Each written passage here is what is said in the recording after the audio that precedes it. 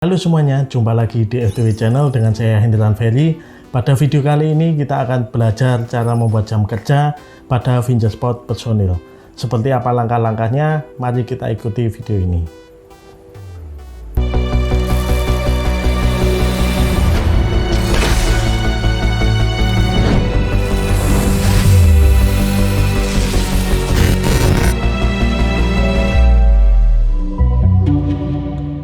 Saya akan membuat jadwal kerja ini menjadi 2 jam kerja, yaitu jam kerja 08.30 sampai dengan 17. Kemudian untuk kode saya beri JK01. Untuk nama dan kode ini bebas, terserah.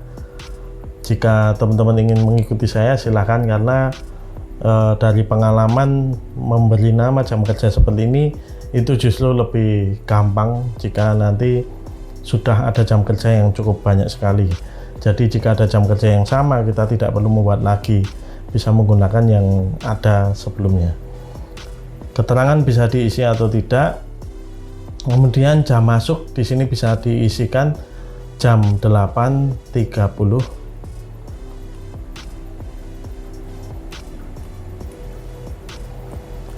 Kemudian jam pulangnya adalah jam 17.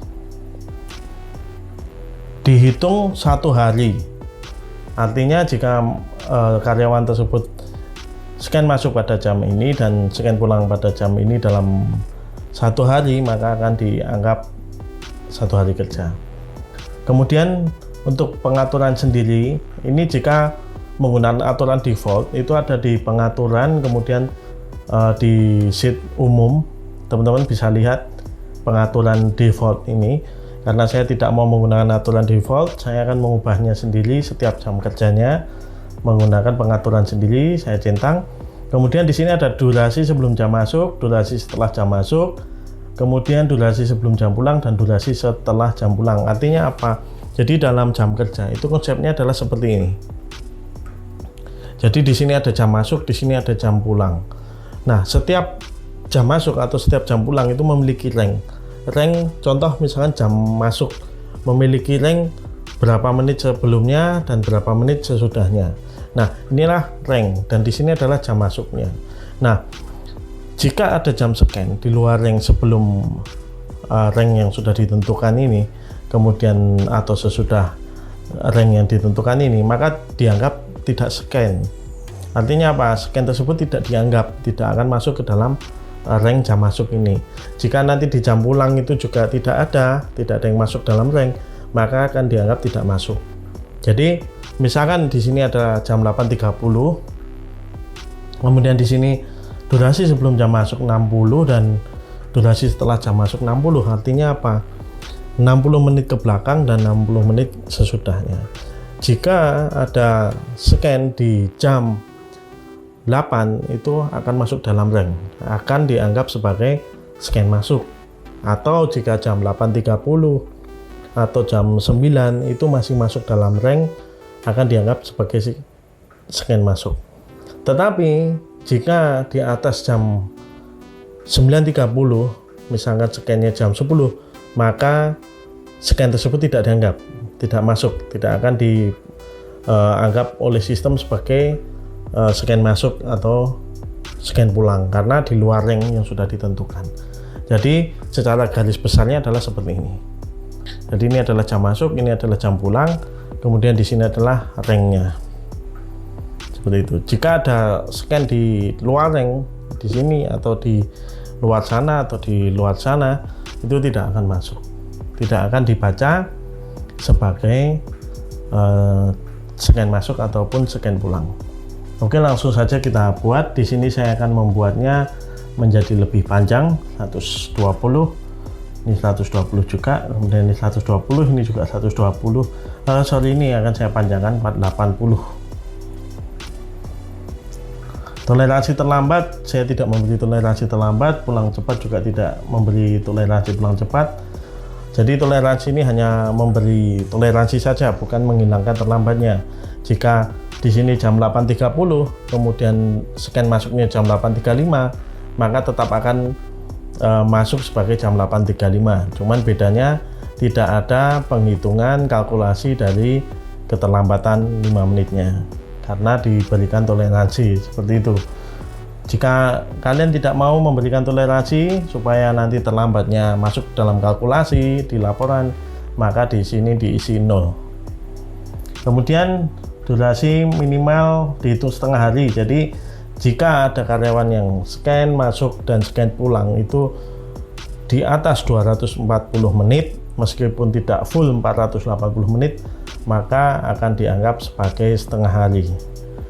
Seperti itu. Tetapi jika 480 maka akan dihitung sebagai 1 hari. Seperti itu. Oke, langsung masuk ke opsi lembur. Di sini ada centang lembur akhir, artinya lembur setelah jam kerja. Jika lembur akhir ini dicentang, maka di sini ada isian minimal lembur. Jika diisi 0, maka jam 17.01 akan langsung dianggap lembur 1 menit. Tetapi jika di sini minimal lemburnya adalah 60, pulang jam 17.59 tidak akan dianggap lembur. Jika pulangnya jam 18.00, maka akan dianggap lembur 60 menit. Jadi staf atau karyawan tersebut jika jam pulangnya sudah memenuhi 60 menit baru akan dihitung lembur. Di bawah 60 menit maka dianggap tidak lembur. Kemudian maksimal lembur. Maksimal lembur adalah jumlah maksimal karyawan diperbolehkan lembur. Misalkan di sini di durasi setelah jam pulang saya buat 480, artinya 8 jam ke depan karyawan masih bisa melakukan scan. Tetapi jika di sini saya buat 120, tetap walaupun 8 jam 7 jam lembur, tetap akan dihitung lemburnya adalah 120 menit. Tetapi jika saya samakan dengan jam pulangnya 480, maka bisa terhitung lembur sampai 480 menit. Pengurang lembur bisa diisikan jika memang ada pengurangan lembur. Jadi misalkan lemburnya 3 jam tapi yang dibayar hanya 2 jam, maka bisa diisikan 60. Tetapi jika tidak ada pengurang lembur maka bisa diisikan 0. Setelah itu simpan. Silakan buat jam kerja berikutnya, yaitu hari Sabtu.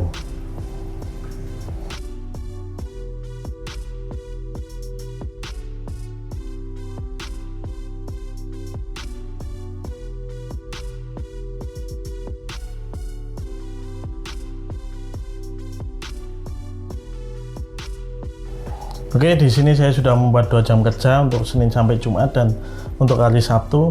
Kemudian langkah berikutnya adalah pilih jadwal kerja. Di sini ada 3 jadwal kerja: normal, berpola, dan auto. Pada kasus yang akan kita buat ini adalah menggunakan jadwal kerja normal. Kita klik. Untuk jadwal kerja berpola dan jadwal kerja auto akan saya jelaskan di video saya berikutnya. Klik tambah, kemudian isikan jadwal kerja misalkan. Kemudian untuk mulai tanggal ini bebas, yang penting dimulai hari Senin. Silahkan, yang penting tanggal sebelum menggunakan mesin absensinya. Nah, di sini untuk hari Senin bisa diisikan jam kerjanya, tinggal disesuaikan aja sesuai jam kerja yang sudah kita buat.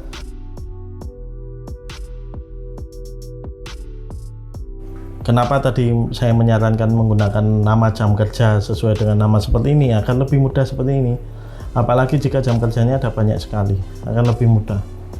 Untuk hari Minggu tetap centang, kemudian libur umum juga tetap centang, artinya pada hari ini adalah libur, hari Minggu dan libur umum ini adalah libur.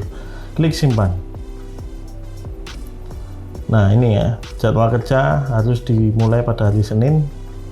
Sepertinya tadi saya salah pilih Monday. Oke. Klik simpan. Hari kerja dengan jam kerja kosong ini karena di sini Minggu saya kosongkan dan libur umum saya kosongkan. Jadi seperti ini, tidak apa-apa, tinggal klik lanjut aja. Jadwal berhasil disimpan. Oke. Jadi jadwal kerja sudah selesai, cukup mudah, tinggal ditempelkan pada pegawai masing-masing. Contoh ini saya membuat satu pegawai dulu. Nah, di sini ada isian jadwal kerja. tinggal dicentang aja, nanti sudah bisa dipilih seperti ini. Oke ya, sudah menggunakan jadwal kerja.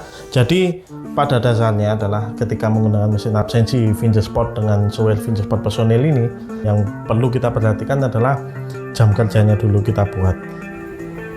Untuk video kali ini cukup sampai di sini, akan saya lanjutkan di video berikutnya untuk jam kerja atau jadwal kerja yang lebih sulit, karena tadi ada jadwal kerja normal, berpola, dan auto. Yang berpola dan auto itu tingkatannya lebih tinggi. Yang terpenting adalah untuk jadwal kerja normal itu harus bisa terlebih dahulu dan memahami konsep yang saya jelaskan tadi. Terima kasih telah menonton video ini. Jangan lupa subscribe untuk memberikan dukungan pada channel YouTube ini. See you next time.